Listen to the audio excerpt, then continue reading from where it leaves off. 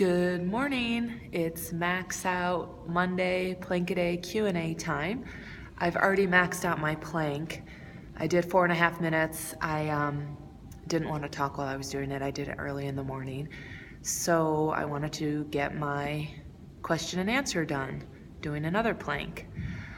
I have been doing a video series on breaking up the freestyle swim stroke, and I've already talked about breathing in one, and then video 2 is body balance, and I forgot to include the kick.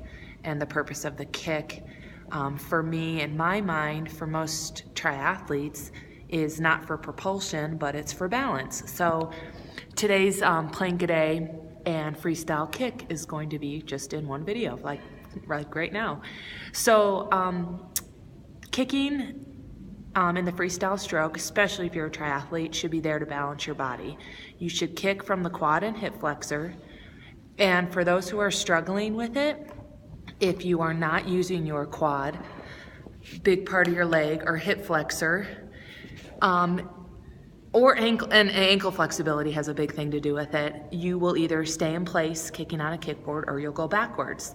So if you're one of those people who gets on a kickboard and doesn't provide any forward propulsion, you're not using your quad or hip flexor, and you can think about it as visualize yourself riding a bike and push down with your quad, pull up with your hamstring.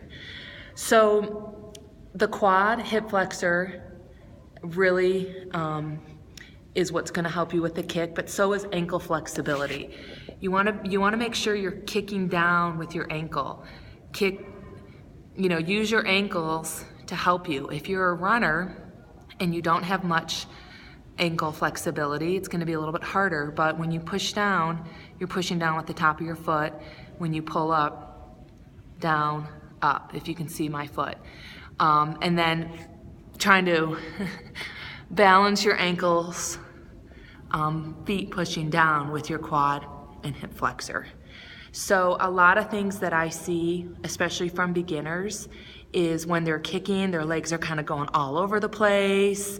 A lot of times they're kicking from the knee down. So if you're one that kind of bends your knee a little bit and you're kicking from the knee down, that's probably because you're flexing your foot.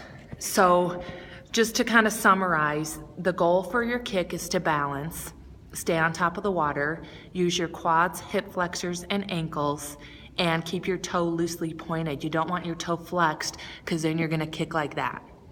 And a lot of times when you breathe, beginners tend to split their legs. You want to make sure when you're kicking that your feet stay together.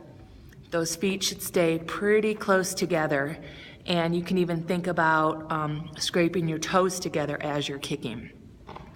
Okay, so hopefully this was a helpful video, a little bit of a weird plank-a-day Q&A, but I'm sure that for those who are struggling with their freestyle kick, you'll get a lot out of this.